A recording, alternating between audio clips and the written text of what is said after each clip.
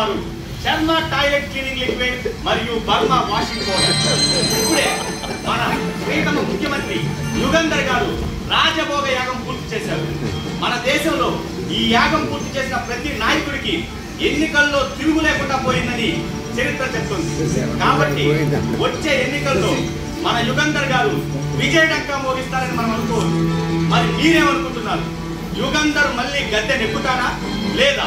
మీ సమాధానం అవును అయితే ఎస్ అని, కాదు అయితే నో అని 50505 నెంబర్కి SMS చేయడం మాత్రం మర్చిపోకండి. ఏంటో ఈ యాగాలు. రాజకీయ నాయకులు, వ్యాపారస్తులు, పారిశ్రామికవేత్తలు, ఎన్నికల వ్యూహకర్తలు, జోస్యం చెప్పేవాళ్ళు వీళ్ళంతా కలిసి ఎన్నికల్ని ఒక బిజినెస్ లా చేసేసారు. ఇది ప్రజాస్వామ్యంలో అనిపించడం లేదు, 5 ఏళ్లకోసారి వచ్చే జాతరలా అనిపిస్తుంది. ఆడవాళ్ళ చేతిలో డబ్బులు, మగవాళ్ళ చేతిలో గ్లాసులు గలగలమంటాయి. రాజకీయ పార్టీల మేనిఫెస్టోలు, వాటి గురించి టీవీల్లో చర్చలు ప్రజల చెవులకు పట్టిన తుప్పుని వదిలిస్తాయి. ఈ భ్రమలన్నింటినీ దాటి ఎవడైనా కామన్ మ్యాన్ నిజాయితీగా ఓటు వేద్దామని పోలింగ్ బూత్కు వెళ్ళేసరికి అక్కడ వాడి ఓటు ఇంకెవడో వేసేసి ఉంటాడు. సారీ, నేను కొంచెం ఎక్కువ రిపోర్ట్ చేసేసాను. చూస్తూనే ఉండండి. కెమెరామెన్ శివతో మీ మేకర్ రాజు, నగ్నం టీవీ.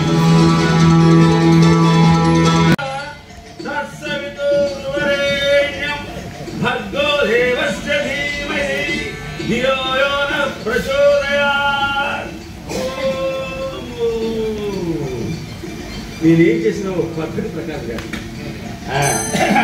ఇప్పుడు చెప్పండి అయినా, నేను చెప్పినట్టు చెప్పండి. సకల దేవుళ్ళారా, సకల దేవతారా, నేను తెలుగు రాజ్య ముఖ్యమంత్రిని ఇదన్న మిమ్మల్ని తృప్తిపరచడం కోసం, మిమ్మల్ని సంతోషపెట్టడం కోసం నేను రాజభోగయాగం చేస్తున్నాను. నేను సర్వసంగ పరిత్యాగ మారిపోయాను. నాకున్నవన్నీ దానం చేసేసాను. ఇదన్న మమ. మీరు సంతృప్తి చెందినట్లయితే నా కోరికలన్నీ నెరవేరుతాయి. రాబోయే రాజకీయ యుద్ధంలో నా శత్రువులు క్షయించాలి, నేను గెలవాలి, నాకు సార్వభౌమాధికారం సిద్ధించాలి. సార్వభౌమాధికారం సిద్ధించాలి, రాజ్యలక్ష్మి శాశ్వతంగా పెట్టుకోవాలి.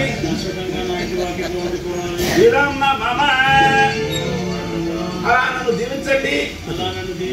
సకల దేవతలారా, సకల దేవుళ్ళారా, ఓం నమః శివాయ, ఓం నమః శివాయ.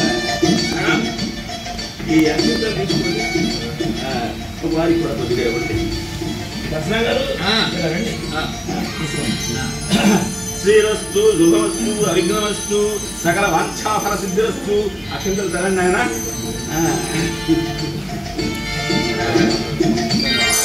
ఇదిగో నాయన యాగ ఫలం. దీంతో యాగం అయిపోయింది. మీరు వెళ్ళి పక్కన మర్చిపోండి. కొన్ని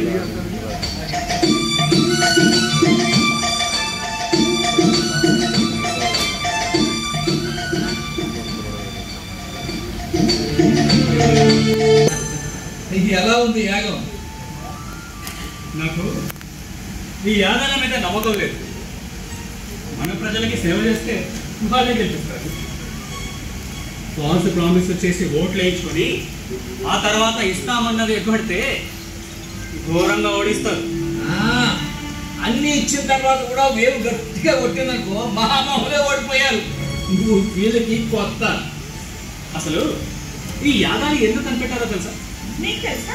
తెలుసు. అయితే చెప్పు. మనిషి గంధకం, పెట్రోల్, కెరోసిన్ కనిపెట్టక పూర్వం 2 రాళ్ళు తీసుకొని వాటిని రుద్ది నిప్పు పుట్టించేవారు. దానితో మానవులు ఆ నిప్పులో చాలా కాలం వరకు కాపాడుకుంటూ వచ్చేవారు. ఆ నిప్పునే వంటకి వాడేవారు. ఆ కాలం అవసరం అది. అప్పట్లో నిప్పు ఒక కమాడిటీ, ఒక కరెన్సీ. దాన్ని నిరంతరం కాపాడుకోవడం కోసం ఇవన్నీ కనిపెట్టారు. మరి అగ్ని దేవుడే రాలేడు. మనిషిని భయపెట్టిన ప్రతీది దైవమే. అవే పంచభూతాలు: నీరు, నిప్పు, భూమి, ఆకాశం, గాలి. ఆ తర్వాత మనుషుల ఆలోచనలోంచి చాలా మంది దేవుళ్ళు కొత్తగా పుట్టుకొచ్చారు. అలా చాలా మతాలు పుట్టుకొచ్చాయి. తెలిసిన నువ్వు యుగంధర్కి శిష్యుడు ఎలా అయ్యా? కేవలం నాకు ఇప్పుడు ఈ సుత్తంత అవసరమా? వింటున్నా కంఫర్ట్ జోన్ లో బ్రతికే ప్రతివాడు దేవుడు లేడు అని విమర్శించడం పెద్ద ఫ్యాషన్ అయిపోయింది. లేదండి, కంఫర్ట్ జోన్ లో లేని వాడికే ఆ దేవుడి అస్తిత్వం మీద డౌట్ వస్తుంది. ఆ దేవుడే ఉంటే నాకు ఈ కష్టాలు ఎందుకు అనుకుంటారు. అవునా? నాకు తెలియదులే. అసలు నా గురించి తెలుసా నీకు? వేదాన్ని నవిలి మింగేశా, శాస్త్రాలన్నీ గూగుల్లో ఉపయోగ పెట్టా. అది నా టాలెంట్. గుడ్డొచ్చి పిల్లలు ఎక్కడిచ్చిందంట. పేద చెప్పొచ్చాడండి. సీఎం గారు ఓసారి వస్తారా? రండి. మీరు యాగం కోసం సర్వసంగ పరిత్యాగంగా మారిపోయారు కదా, అన్ని దానం చేసేసారు కదా. ఇప్పుడు మీ దగ్గర దానం చూస్తున్న వ్యక్తికి ఓ అమౌంట్ ఇచ్చి చెప్పారు అన్ని మళ్ళా తిరిగి తీసుకుంటారు అనమాట. అది ఇప్పుడు ఎపిసోడ్. రండి.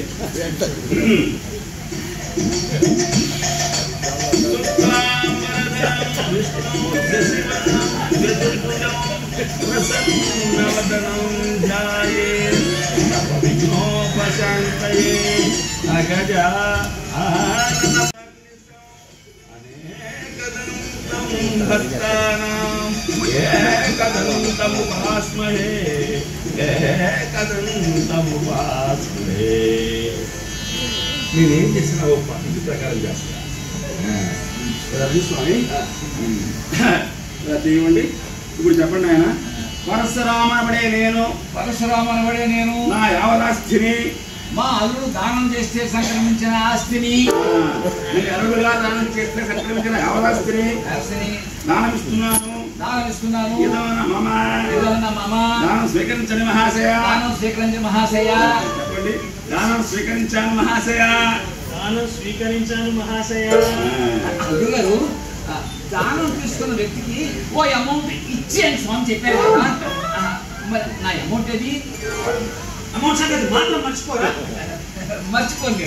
సరే, ఎంత? సాధనమున పనులు సమకూరు ధరలోన అన్నాడు యామిన. ఆయన ఈ డీల్ షేర్ ఉందా? నేను ఒప్పుకోను. అల్లుడు గారు ఎంత అంటే 50 కొట్టేసి అందులో స్వామి కూడా ఇవ్వాలి. ఎలా చూస్తాడు చూడు. కొంత అంటే నేను ఒప్పుకోను. అంత అంటే నేను ఒప్పుకోను. నేను బిస్కెట్ చంపేస్తాను. నేను తీసుకొచ్చింది బిజినెస్ ఇప్పించింది నేను. వాటా ఎంత ఇవ్వాలో తేల్చాల్సింది నేను. నేను ఎంత ఇస్తే అంత తీసుకొని మూసుకొని పెట్టు.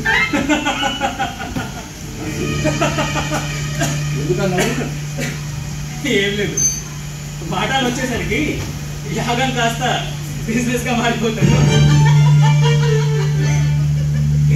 మేడం గారు నవ్వుతో చంపేస్తున్నారు. ఎంతమంది ఎంతమంది చచ్చారో ఇవాళ నేను చేస్తున్నాను. మేడం గారు మీరు సరిగా వస్తారా?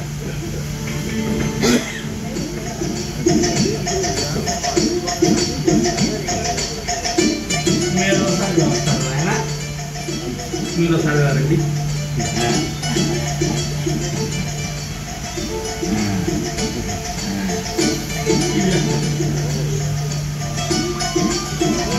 చెప్పండి. ప్రాణమిత్ర అనబడే నేను భారీగా స్వీకరించినటువంటి దానం కోసం స్వీకరించినటువంటి మోహిని గారిని, దానంగా స్వీకరించిన మోహిని గారిని, మా గురువు గారు అయినటువంటి ప్రాణమిత్ర గారికి, యుగంధర్ గారికి దానం ఇస్తున్నాను.